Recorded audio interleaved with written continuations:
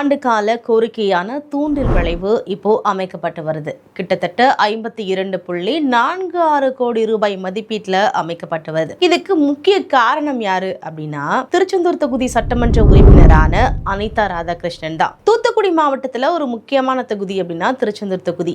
அந்த தொகுதியோட ஒரு அசைக்க முடியாத நம்பிக்கை தான் இவரு அப்படின்னு சொல்லி வராங்க. இவரு 2001 இருந்து 2021 வரைக்குமே வெற்றி வாகை சூடி வராரு. இவரு தூத்துக்குடி தெற்கு மாவட்ட செயலாளராகவும் பணியாற்றி வராரு. இவரு மீன்வளத்துறை அமைச்சர், மீனவ நலத்துறை அமைச்சர், கால்நடை பராமரிப்புத்துறை அமைச்சரா பணியாற்றி வராரு. இவரோட தொகுதிக்கு மட்டும் இல்லாம தமிழக கடலோர பகுதிகளில் இருக்கிற 16 மீனவ கிராமங்களுக்கு மீன்பிடி தடை காலத்துல கொடுக்கிற நிவாரணத்தை கொடுக்க உதவியா இருந்திருக்கிறாரு. இடைத்தேர்தலா இருக்கட்டும், பொது தேர்தலா இருக்கட்டும், திருச்செந்தூர் தொகுதியை இவரு தான் பிடிப்பாரு அப்படின்னு சொல்லி வராங்க. இதுவரைக்கும் வெற்றி வாகை சூடி வந்த அனிதா ராதாகிருஷ்ணனுக்கு திரும்பவும் வர சட்டமன்ற தேர்தலில் வெற்றி வகை சூடுவாரா? உங்க ஒப்பீனியன் என்னன்னு கமெண்ட்ஸ்ல சொல்லுங்க.